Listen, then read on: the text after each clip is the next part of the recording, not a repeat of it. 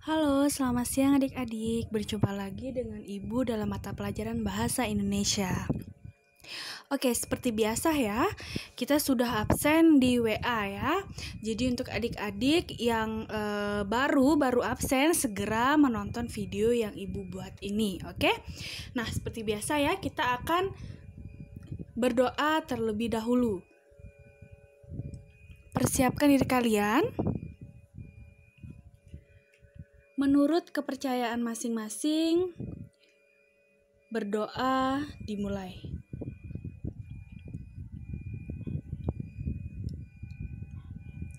Selesai. Baik adik-adik, pada pertemuan kali ini kita akan membahas tentang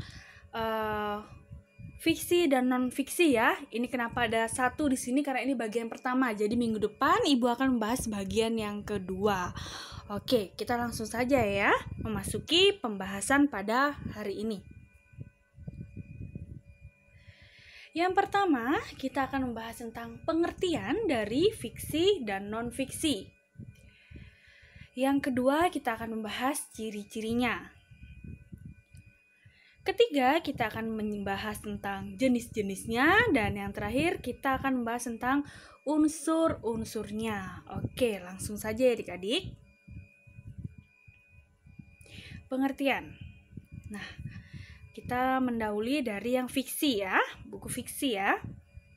Nah, jadi pengertian umumnya itu adik-adik, untuk buku fiksi itu suatu karya, yakni karya sastra yang berisi cerita rekaan adik-adik. Nah, yang didasari dari imajinasi pengarang ya. Jadi bukan dari kejadian nyata. Dan hanya berdasarkan dari angan-angan fantasi si pengarang. Oke, nanti Ibu juga memberikan pengertian dari para ahli ya. Kita lanjut dulu pengertian dari buku non-fiksinya. Oke, langsung saja. Non-fiksi, pengertiannya. Nah, jadi untuk buku non-fiksi ini, yakni cerita yang dibuat berdasarkan fakta yang benar-benar terjadi di kehidupan sehari-hari. Nah, yang tadi fiksi itu merupakan imajinasi ya, yakni bukan kejadian nyata, sedangkan non-fiksi itu merupakan kejadian sehari-hari atau kejadian yang benar-benar terjadi ya. Jadi dengan kata lain, cerita non-fiksi ini tadi merupakan cerita yang benar terjadi, bukan imajinasi pengarang ya. Jadi bukan merupakan imajinasi si pengarang. Jadi sehingga semua hal yang dituliskan itu benar terjadi dalam kehidupan sehari-hari dan bukan rekaan seperti imajinasi. Oke, kita lanjut ya pengertian dari para ahli. Pengertian fiksi menurut para ahli. Nah, jadi ada para ahli itu menurut Krismarsanti. Jadi menurut Krismarsanti itu, fiksi itu merupakan suatu karangan yang berisi kisah atau juga cerita yang dibuat dengan berdasarkan hayalan atau imajinasi pengarang. Hampir sama ya tadi dengan pengertian secara umum ya. Oke, kita lihat pengertian para ahli yang kedua. Yang kedua, yakni menurut Tani Ahmad. Nah, jadi fiksi itu merupakan suatu cerita naratif adik-adik yang timbul atau muncul ya dari imajinasi si pengarang. Dari imajinasi si pengarang serta tidak memperdulikan fakta sejarah. Nah, di sini memunculkan kata fakta sejarah ya. Jadi tidak ada sangkut pautnya dengan fakta sejarah. Sampai sini paham ya? Sebelum Ibu simpulkan keseluruhan, Ibu akan memberikan juga pengertian non-fiksi menurut para ahli. Oke, Ibu berikan satu saja ya. Jadi di sini ada menurut Gerd Varner. Nah, jadi menurutnya itu non-fiksi itu merupakan klasifikasi untuk setiap karya informatif. Nah, informatif ini bagaimana? Biasanya itu seringkali berupa cerita yang pengarangnya dengan itikat baik ya, bertanggung jawab atas kebenaran atau akurasi dari peristiwa. Dengan kata lain ya adik-adik ya, jadi untuk non-fiksi ini bisa dipertanggungjawabkan beritanya atau ceritanya ya. Jadi benar-benar terjadi seperti itu. Jadi para penulis itu tidak asal-asalan. Oke.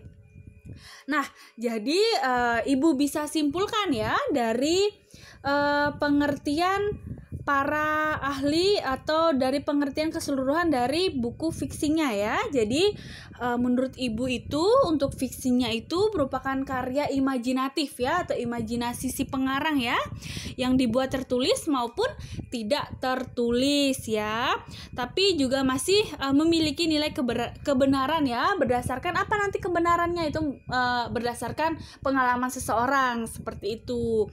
Nah, untuk non fiksinya itu bisa kita simpulkan itu merupakan karya informatif ya, informasi ya, bisa berupa tertulis maupun juga tidak tertulis ya. Jadi tentunya nanti di non fiksi itu akan melalui proses pengamatan dan pencarian data. Oke, jadi sehingga nanti itu nilai kebenaran atau keabsahannya ya, keabsahan dari buku non fiksi ini itu dapat dipertanggungjawabkan. Sampai sini paham ya? Oke, jika ada ditanyakan bisa langsung WA Ibu ya dari pengertian fiksi maupun non fiksi. Baik, kita lanjutkan lagi ya adik-adik. Kita lanjutkan pada ciri-cirinya. Oke, ciri-ciri fiksi. Nah, yang pertama ciri-ciri fiksi. Ciri-ciri fiksi tadi juga Ibu sudah jelaskan ya di pengertiannya ya, secara tidak langsung. Ada bersifat rekaan atau imajinasi ya. Tadi setiap pengertian pasti ada kata-kata seperti itu ya, bersifat rekaan atau imajinasi. Jadi rekaan atau imajinasi itu pemikiran yang kita miliki ya, kita tuangkan dalam tulisan. Jadi kita nanti bisa membuat seperti cerita cerpen, mungkin ya puisi, mungkin. Nah, itu pasti kan bersifat rekaan atau imajinasi kita sesuai dengan pemikiran kita. Oke, selanjutnya menggunakan bahasa yang konotatif. Bahasa konotatif itu yang tidak sebenarnya adik-adik. Nah, jadi yang tidak sebenarnya. Oke. Selanjutnya, tidak mempunyai sistematika yang baku. Jadi tidak baku ya, terserah kita ya ingin membuatnya seperti apa. Tidak ada tuntutan. Oke, selanjutnya memiliki pesan moral. Jadi fiksi itu biasanya banyak sekali memiliki pesan moral. Entah itu nanti kita bertemu dengan cerpen, entah itu novel, pasti akan memiliki pesan-pesan. Nah, Ibu tanya nih sekarang, kalian suka tidak membaca tentang novel, cerpen? Pasti suka ya. Atau mungkin kalau tidak suka ya paling tidak kalian pasti pernah ya. Pasti nanti kalian akan menemukan tentang pesan-pesan moral yang disampaikan pengarang ya lewat tulisannya. Oke. Selanjutnya kita lari ke non-fiksi ya. Non-fiksi yang pertama itu pasti bahasanya formal adik-adik. Jika buku non-fiksi itu pasti bahasanya itu sangat baku atau formal seperti itu ya. Jadi nanti itu bahasanya itu lebih sopan seperti itu ya, lebih formal. Oke, yang selanjutnya menggunakan bahasa denotatif. Nah, bahasa denotatif ini bahasa yang bagaimana? Bahasa yang sebenarnya atau bahasa yang ada di kamus seperti itu ya. Jadi bahasa-bahasa yang digunakan pada buku non-fiksi itu pasti ada di kamus. Oke. Selanjutnya itu berdasarkan fakta. Iya, sudah jelas ya. Jika non-fiksi itu pasti berdasarkan fakta seperti yang Ibu simpulkan tadi. Berdasarkan fakta atau bisa dipertanggungjawabkan ya. Selanjutnya itu merupakan ide baru atau menyempurnakan ide yang pernah ditulis sebelumnya. Biasanya kalau buku-buku non-fiksi itu pasti kita akan menemukan kata-kata seperti ini. Menurut si A dalam buku si B seperti itu ya. Jadi itu merupakan buku yang disempurnakan ya. Jadi sudah ada dan kita membuatnya dengan menyempurnakannya lagi seperti itu. Oke. Sampai sini paham ya? Oke, kita lanjutkan. Nah, kita melanjutkannya dengan jenis-jenisnya ya. Oke, yang pertama kita lihat dari jenis-jenis fiksi adik-adik. Nah, tadi sempat Ibu singgung ya tentang novel ya. Jadi jenis-jenisnya itu yang pertama itu ada novel. Nah, kalian sudah tahu ya, novel itu juga merupakan karya sastra ya. Jadi bentuk karya sastra yang bagaimana Bu kalau novel? Jadi bentuk karyanya yang berbentuk prosa ya, yang mempunyai unsur pembentuk intrinsik maupun ekstrinsik. Nah, jadi nanti kalian pernah nggak baca novel? Nah, denger saja deh, seperti novel Layar Terkembang, seperti itu, terus Tenggelamnya Kapal Van der Wijk, nah atau Laskar Pelangi ya kan? Laskar Pelangi kan pasti kalian sudah tidak asing ya dengan novelnya maupun filmnya. Nah, inilah merupakan novel-novel atau bentuk-bentuk novel ya. Oke, jadi nanti itu adik-adik sebuah novel itu biasanya itu akan menceritakan atau mengilustrasikan ya atau menggambarkan mengenai suatu kehidupan manusia adik-adik. Nah, kehidupan yang bagaimana? Jadi nanti yang berinteraksi atau berhubungan dengan lingkungan serta juga sesamanya. Seperti itu adik-adik. Nah, oke. Jadi biasanya itu para penulis itu akan berusaha adik-adik dengan maksimal ya. Untuk apa? Untuk dapat memberikan arahan pada pembaca untuk mengetahui pesan tersembunyi. Nah, di sana juga akan memiliki pesan-pesan adik. Akan memiliki pesan-pesan tersembunyi atau moral-moral yang disampaikan penulis untuk pembaca seperti itu. Oke, kita lanjutkan lagi yang kedua ya. Yang kedua ada kumpulan cerpen. Nah, kumpulan cerpen ini seperti apa Bu? Nah, kalian pasti sudah sering ya. Kalian pun bisa membuat cerpen ya kan? Kalian pasti bisa membuat cerpen, sangat mudah kok membuat cerpen. Cerpen apa? Ya ini cerita pendek ya. Jadi semisal nih kalian ingin membuat cerpen tentang kehidupan kalian, semisal tentang liburan kalian, boleh kalian jadikan cerpen. Itu sangat mudah ya.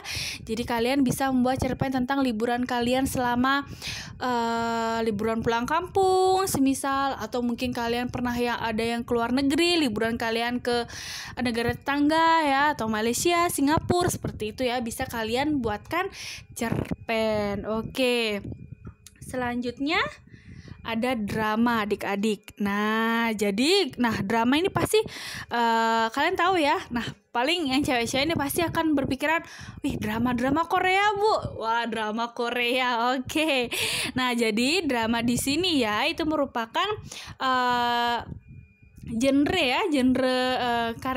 karya sastra yang menggambarkan kehidupan manusia ya dengan gerak. Nah, di sini ada naskahnya adik-adik, ada naskah drama, dan dramanya itu pasti nanti akan ditampilkan dengan gerak seperti itu ya. Nanti pada drama itu pasti akan menggambarkan realita kehidupan, nanti ada watak juga, terus tingkah laku manusia bagaimana ya, nanti akan diperankan dari dialognya ya, yang dipentaskan ya, peran atau dialognya yang dipentaskan saat mementaskan seperti itu ya. Nanti itu pada kisah atau cerita dalam drama itu adik-adik akan berisikan konflik dan emosi ya, yang ditunjukkan para pementas ya, agar kita itu pasti mendekangkan seperti itu, akan tidak diam saja. Jadi kita tuh akan ikut mengikuti alur cerita yang ditampilkan seperti itu ya. Jadi nanti tadi Ibu sempat singgung dengan naskah drama ya. Jadi nanti naskah drama itu pasti juga dibuat oleh pengarang ya. Bagaimana nanti pengarang itu juga semampunya ya, atau juga bekerja dengan semaksimal mungkin agar si naskah drama itu dapat mengajak penonton seakan-akan masuk ke dalam drama tersebut ya. Jadi biasanya kita kalau menonton drama ya, oke, kita ambil drama Korea semisalnya, pasti kita akan menangis ya, pasti kita menangis jika memang sedih, terus kita akan ikut bahagia jika memang ceritanya bahagia. Oke, sampai sini paham ya? Oke, kita lanjutkan lagi ya pada buku non-fiksi. Nah, jenis-jenis dari buku non-fiksi. Nah, oke. Yang pertama itu ada buku pengayaan pengetahuan adik-adik. Nah, buku pengayaan pengetahuannya bagaimana sih, Bu? Jadi nanti buku pengayaan pengetahuan ini merupakan buku ya yang memuat materi yang dapat memperkaya penguasaan ilmu pengetahuan adik-adik. Entah itu pengetahuan ya, entah itu teknologi, seni, dan bisa menambahkan kekayaan wawasan akademik pembacanya. Nah, buku pengayaan pengetahuan seperti apa?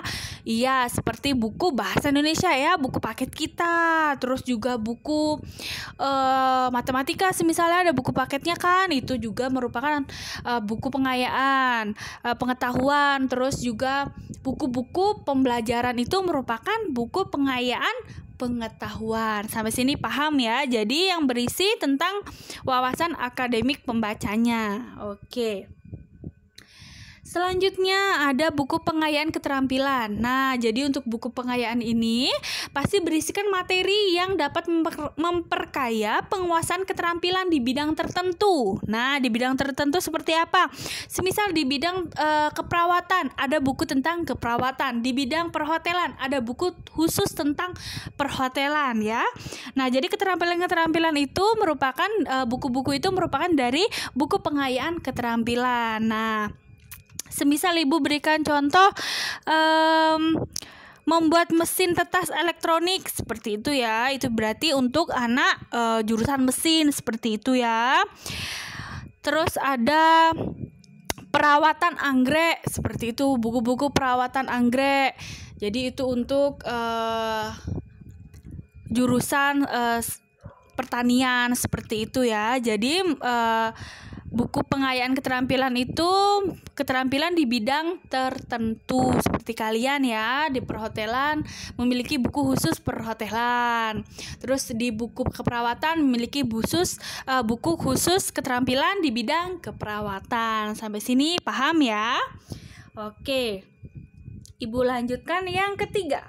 Nah, jadi ada buku pengayaan kepribadian adik-adik. Nah, jadi buku kepribadian ini nanti akan memuat tentang materi ya, tentang materi yang dapat memperkaya kita tentang kepribadian ya atau pengalaman batin seseorang. Nah, yang ini contohnya seperti apa sih, Bu? Nah, jadi ada buku pengayaan tentang kepribadian itu nanti ada layar terkembang adik-adik. Nah, ada layar terkembang, terus juga ada itu dari Sultan Tahdir Al-Syabana ya. Terus juga nanti ada merakit dan membina keluarga bahagia.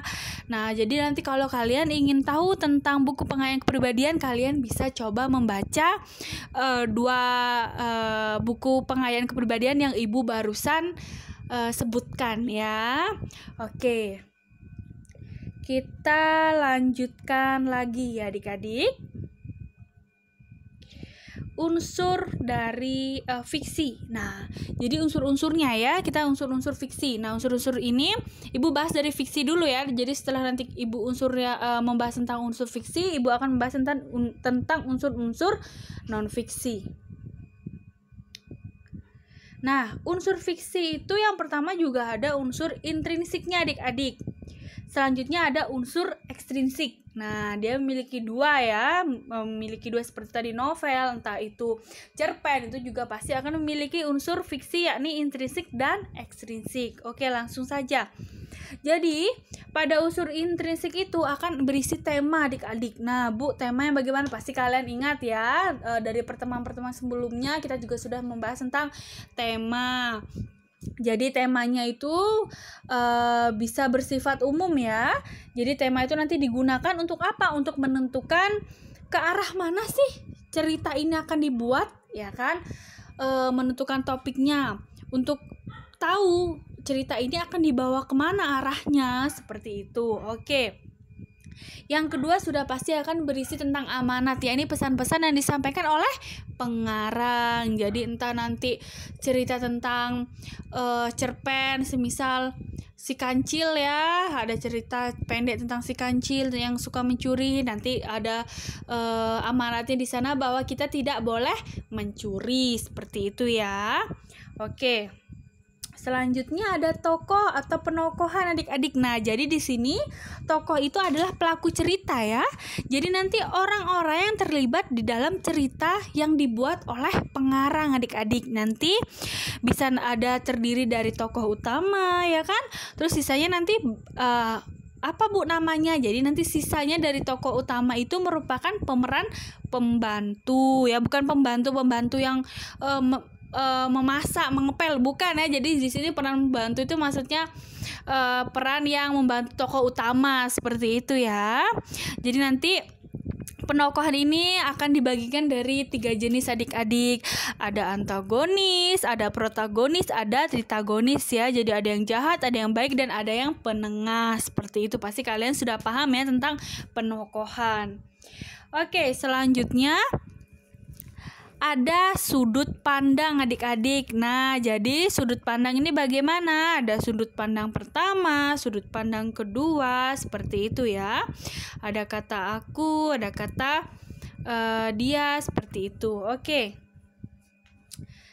Selanjutnya ada latar. Nah, jadi untuk latar ini merupakan apa? Merupakan background. Nah, background dari cerita yang dibuat. Nah, dari cerita ini adik-adik, dari latar ini ada 3 bagian juga ya. Ini apa? Dari latar waktunya, kapan, terus tempatnya di mana, terus suasananya juga bagaimana. Semisal waktunya itu sore hari, tempatnya itu di sungai, terus suasananya itu sejuk gitu ya, seperti itu. Sampai sini paham ya?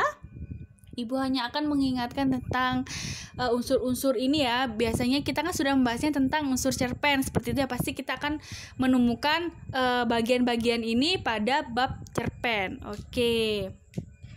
Selanjutnya ada ekstrinsik adik-adik. Nah, itu ada bahasa di sana. Nah, biasanya unsur fiksi itu akan maksud ibu akan menggunakan bahasa ya. Ini gaya bahasa yang bagaimana sih ibu-ibu?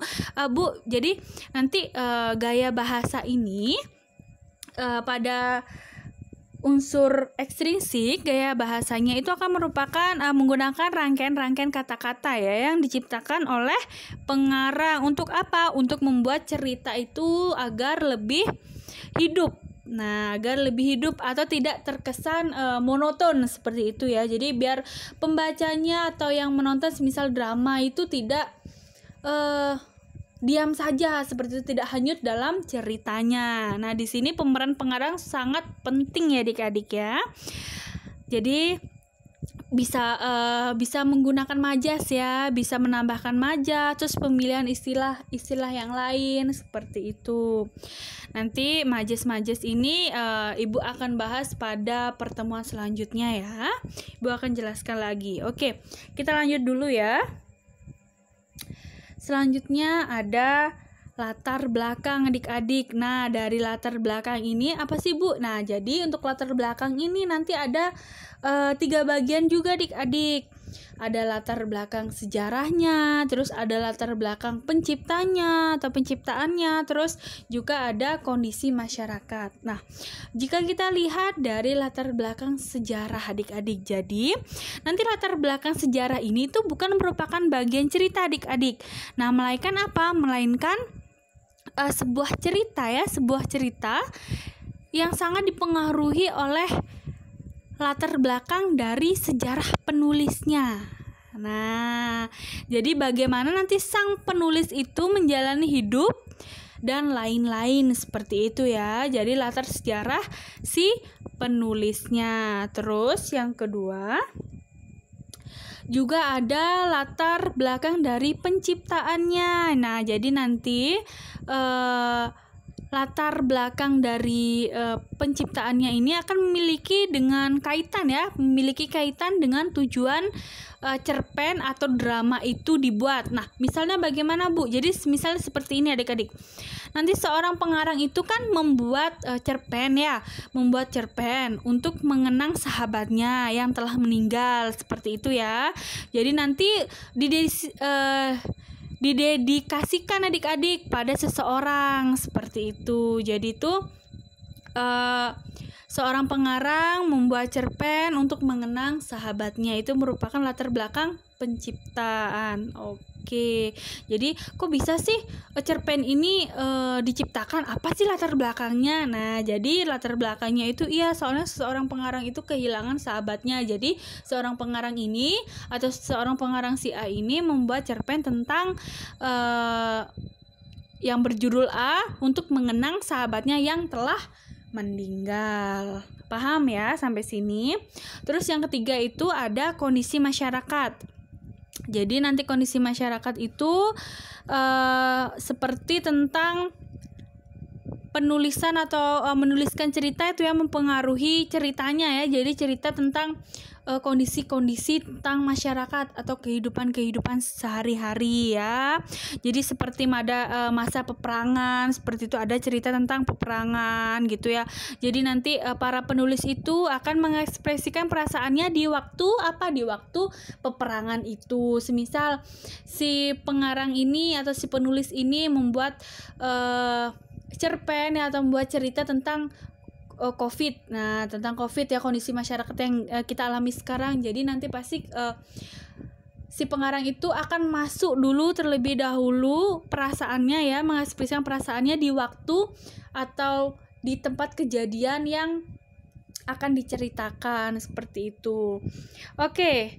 Itu untuk latar belakang ya. Jadi nanti kalau kalian memang kurang paham bisa ditanyakan ke ibu. Dan yang terakhir itu ada nilai-nilai dalam karya sastra, adik-adik. Ada nilai-nilai dalam karya sastra. Nah, seperti yang kalian tahu ya, ada nilai kebudayaan, nilai sosial, nilai agama, dan banyak lagi ya. Jadi untuk ini ibu rasa kalian sudah paham ya tentang nilai-nilai dalam karya sastra ya, entah itu waktu kita memasuki bab hikayat, memasuki bab cerpen, itu pasti kita akan membahas tentang nilai-nilai dalam karya sastra. Oke. Ibu lanjutkan lagi ya. Nah, selanjutnya kita akan membahas tentang unsur non-fiksi adik-adik. Nah, tadi kita kan sudah membahas tuh tentang unsur fiksi, ya kan? Ada banyak sekali, ada tema, ada tokoh, ada latar, gaya bahasa, dan lain sebagainya. Oke. Selanjutnya adalah unsur non-fiksi. Yang pertama, kita akan bertemu tentang cover buku atau sampul buku adik-adik. Nah, cover buku atau sampul buku. Kalian pasti dalam buku, kalian pasti sekarang sedang mengambil atau sedang membawa buku ibu ya kan, buku paket atau buku pembelajaran kita ya kan. Nah, di awal pasti ada cover buku atau sampel buku ya kan. Itu unsur yang pertama, ada cover atau sampel buku. Yang kedua adik-adik, ada kata pengantar. Coba kalian buka. Nah, ada kata pengantar puji syukur ya kan, puji syukur dan lain seterusnya, itu merupakan kata pengantar. Oke. Selanjutnya ada daftar isi. Nah, coba kalian lihat tuh daftar isi. Bagaimana bentuk daftar isi? Sudah jelas ya. Bab 1 halaman ini, bab 2 halaman ini yang berisi subbab ini, dan ini. Dan ada halamannya ya. Selanjutnya ada isi buku. Ya, sudah jelas ya, ada isi buku. Jadi nanti yang seperti ibu tadi sudah singgung ya, ada subbab-subbabnya ya. Jadi nanti para penulis buku non-fiksi itu akan memberikan subbab-subbab pada isi bukunya. Bab 1, bab 2, bab 3, dan bab seterusnya, seperti itu. Selanjutnya ada daftar pustaka. Nah, daftar pustaka ini yang bagaimana? Jadi tulisannya nanti lebih tersusun ya di akhir sebuah karya ya. Jadi entah itu karya ilmiah atau nanti buku pelajaran Ibu. Coba kalian buka paling akhir ya. Pasti nanti akan berisi tentang biografi penulis. Jadi dari mana isi-isi si buku ini mendapat informasi ya kan? Tadi sempat Ibu singgung bahwa penulisan dari buku non-fiksi ini tadi merupakan buku yang bisa dipertanggungjawabkan. Nah, jadi harus ada data-data yang bisa dipertanggungjawabkan. Sampai sini paham ya? Selanjutnya ada glosarium adik-adik. Nah, jadi nanti di sana ada glosarium juga. Jadi penjelasan konsep-konsep yang relevan ya dengan bidang ilmu atau kegiatan tertentu. Nah, biasanya kalian tidak semua ya ada glosarium ya. Jadi kalian bisa buka-buka karya ilmiah juga agar bisa menemukannya seperti itu. Yang terakhir, kalian akan bisa menemukan indeks adik-adik. Nah, jadi indeks ini bagaimana, Bu? Jadi untuk indeks ini merupakan kata atau istilah penting ya adik-adik. Nanti dia akan tersusun ya berdasarkan abjad. Dari ada A, bagian apa, B, C, itu akan tersusun adik-adik. Nah, jadi akan memberikan informasi ya mengenai halaman, terus tempat atau kata istilah yang ditemukan seperti itu. Nanti kalian bisa tanyakan atau bisa kalian searching ya, contoh buku yang berisi indeks itu apa saja, atau kalian bisa buka buku mata pelajaran kalian ya, kalian cari-cari ada indeks atau tidak seperti itu. Oke, bisa Ibu lanjut ya.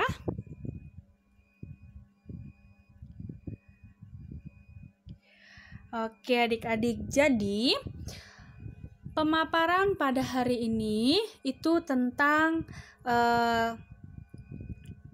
fiksi dan non-fiksi ya. Itu dari pengertian, terus juga dari unsur-unsur, terus dari ciri-ciri ya kan, dari jenis-jenis. Nah, jadi pemaparan keempat bagian ini Ibu minta untuk evaluasinya ya. Untuk evaluasinya kalian bisa mengirimkan voice note ya. Voice note dari WA ya. Dari WA kalian bisa voice note apa saja yang sudah kalian tangkap dari apa yang Ibu jelaskan pada pertemuan pertama ya, pada pertemuan pertama dalam bab fiksi dan non-fiksi. Oke, jadi nanti Ibu akan berikan kalian waktu ya. Setelah menonton ini kalian bisa konfirmasi, Bu, saya sudah menjelaskan pengertian, mendengarkan atau menonton video yang Ibu buat. Oke. Kalau memang kalian ada yang ingin ditanyakan, disilahkan ya. Kalian tanyakan, Bu, bisa tidak menjelaskan tentang ini atau dan sebagainya, boleh ya. Setelah itu nanti Ibu akan menjawab, dan Ibu untuk evaluasi hari ini Ibu ingin kalian memaparkan apa yang sudah kalian tangkap. Kalau memang kalian ingin menjelaskan semua boleh. Semisal, Bu, pengertiannya menurut saya ini untuk fiksi. Terus menurut saya pengertiannya untuk non-fiksi ini. Terus jenis-jenisnya ada ini. Boleh ya, sangat boleh. Jadi Ibu akan terima saja tentang pemaparan atau kesimpulan pembelajaran pada hari ini. Jadi nanti tergantung nilainya tergantung dengan banyak sedikitnya penguasaan kalian ya adik-adik ya. Jadi nanti kalau kalian yang sangat lengkap ya sudah pasti nilai kalian besar seperti itu. Jadi nanti kalau hanya, Bu, pengertiannya ini cuman itu doang, kan tidak seimbang dengan yang memaparkan panjang lebar seperti itu ya. Oke, paham ya? Jadi untuk evaluasinya pada hari ini kalian cukup menjelaskan atau menyimpulkan pembelajaran pada hari ini. Apa saja yang sudah Ibu jelaskan dari awal hingga akhir seperti itu ya. Ibu tadi mengawalinya dengan pengertian ya, dan mengakhirinya dengan apa? Dengan pembahasan tentang unsur-unsur ya, tentang unsur-unsur fiksi dan unsur-unsur non-fiksi. Kalian boleh jelaskan keseluruhan. Jadi Ibu ingatkan lagi, pembahasan kalian, nilai kalian tergantung dari pembahasan yang kalian sampaikan ya, atau kesimpulan yang kalian sampaikan. Oke, sampai sini paham ya? Baik, karena memang pembahasan yang pertama cukup sampai sini, Ibu bisa akhiri ya. Tadi kita mengawalinya dengan berdoa adik-adik. Nah, alangkah baiknya juga jika kita mengakhirinya dengan berdoa ya. Setelah itu kita lanjutkan di WA. Oke, persiapkan diri kalian. Menurut kepercayaan masing-masing, berdoa dimulai.